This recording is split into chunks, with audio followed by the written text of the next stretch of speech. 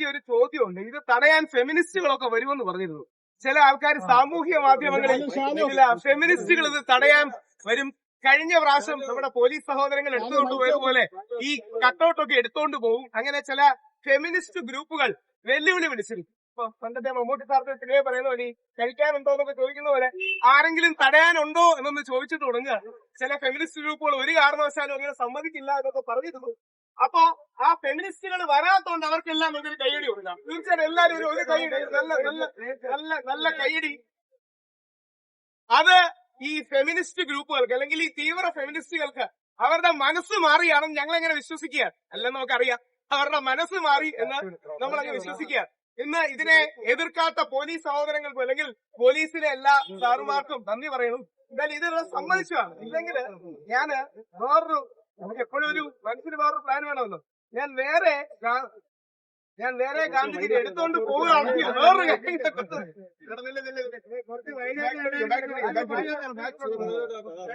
അതായത് ഇനി ഗാന്ധിജിയുടെ ഈ കട്ടൗട്ട് പോലീസുകാർ എടുത്തോണ്ട് പോവുകയാണെങ്കിൽ കയ്യിൽ വേറൊരു കാര്യം കൂടെ കൊണ്ടുവന്നിട്ടുണ്ട്. അപ്പൊ ഇതുകൊണ്ട് നമ്മുടെ ഫെമിനിസ്റ്റ് സുഹൃത്തുക്കൾ മനസ്സിലാക്കേണ്ടത് ഞങ്ങൾ തയ്യാറായി തന്നെയാണ്.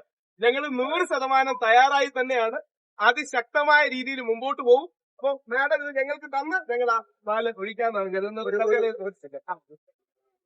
സ്ത്രീകൾക്കെതിരായിട്ടുള്ള സംഘടനയൊന്നും അല്ല കേട്ടോ. സ്ത്രീകളും പുരുഷന്മാരും തുല്യമായിട്ട് നിൽക്കണം എന്നുള്ളൊരു മുന്നോടിയായിട്ട് കൊണ്ടിരുന്ന ഒരു ഇതാണ്.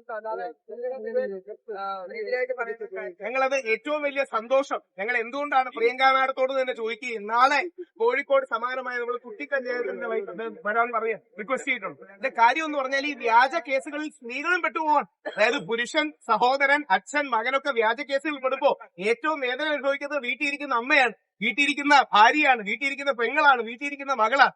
അതുകൊണ്ട് എല്ലാ പുരുഷന്മാർക്കും വേണ്ടി അവരുടെ എല്ലാ പ്രതിനിധിയായിട്ടാണ് ഞാനും വന്ന് നിൽക്കുന്നത്. കാരണം സ്ത്രീ പുരുഷനായാലും ഭാര്യ സ്ത്രീയാണ്, മക്കളെ അതുകൊണ്ട് മാത്രമാണ് ഞാനിവിടെ വന്നിരിക്കുന്നത്. അല്ലാതെ നമ്മൾ സ്ത്രീ വിരോധിയായിട്ടൊന്നും അല്ലാതെ വന്നത്. മാത്രമല്ല ഇന്നലെ ഒരുപാട് പേര് പറഞ്ഞ കമന്റ് ഞങ്ങളെക്കാൾ എല്ലാം നന്നായി അതായത് ഞങ്ങൾ പലപ്പോഴും ടെക്നിക്കാലിറ്റിയും സാങ്കേതികത്വവും നിയമവും ഒക്കെ പറയുമ്പോൾ 5 ഡയലോഗ് ഞാൻ സാധാരണ ഒരു സ്ത്രീയാണ്. മനുഷ്യന്റെ മനസ്സറിയുന്ന സാധാരണക്കാരുടെ അല്ലാതെ എനിക്ക് വേറെ പ്രത്യേകിക്കാനോ വലിയ കഴിവൊന്നുമില്ല. നിങ്ങളുടെ മനസ്സിലുള്ളത് എനിക്ക് അറിയാൻ പറ്റുന്നത്, അതുകൊണ്ട് മാത്രം ഞാൻ പറയുന്നു. അപ്പൊ നമ്മൾ ഈ പരിപാടി എന്തുകൊണ്ടാണെന്നും കൂടെ ഈ പാലഭിഷേകത്തിന് സിഗ്നിഫിക്കൻസ് ഉണ്ട്.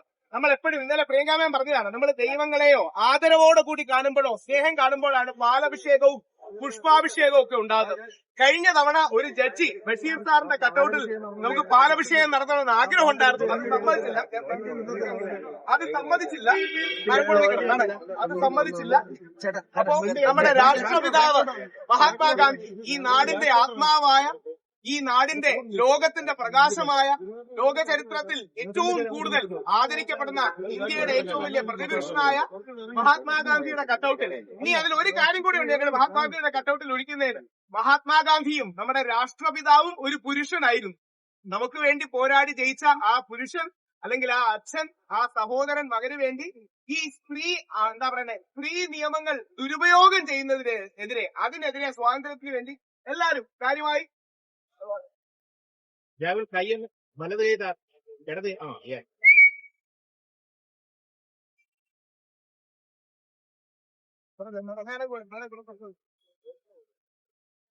രാഹുൽ കുറച്ച് ഫേസ് കാണാം.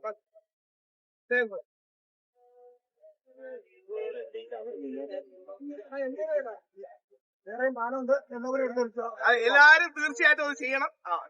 എല്ലാരും അത് ചെയ്യണം. ഇതില് കക്ഷി രാഷ്ട്രീയം, അങ്ങനെ ജാതിയോ മതമോ കക്ഷിയോ രാഷ്ട്രീയമോ ഒന്നുമില്ല. എല്ലാ പാർട്ടിക്കാരെയും കാണും. എല്ലാ പാർട്ടിക്കാരെയും വ്യക്തിപരമായി പോയി കാണുകയും അവരുടെ പിന്തുണ അഭ്യർത്ഥിക്കുകയും ചെയ്യും. സ്പീക്കർ ശ്രീ ഷംസീറിന്റെ ഒരു നിലപാട് അദ്ദേഹം അറിയിക്കണമെന്ന് ആഗ്രഹിക്കുന്നു. കാര്യം അദ്ദേഹത്തിന് ഒഫീഷ്യലി ലെറ്റർ കൊടുത്തു. നമ്മളോട് പറയണ്ട. MLA എൽദോസ് ഔദ്യോഗികമായി തന്നെ ബാലകൃഷ്ണൻ ഇത്രയും എഫേർട്ട് എടുക്കുന്ന പുള്ളിക്കും കുറച്ചാവും. അപ്പൊ ഇത്രയും എഫേർട്ട് ശ്രീ എൽദോസ് എടുത്തു, ഒരു ബില്ല് ഡ്രാഫ്റ്റ് ചെയ്ത് കൊടുത്തു.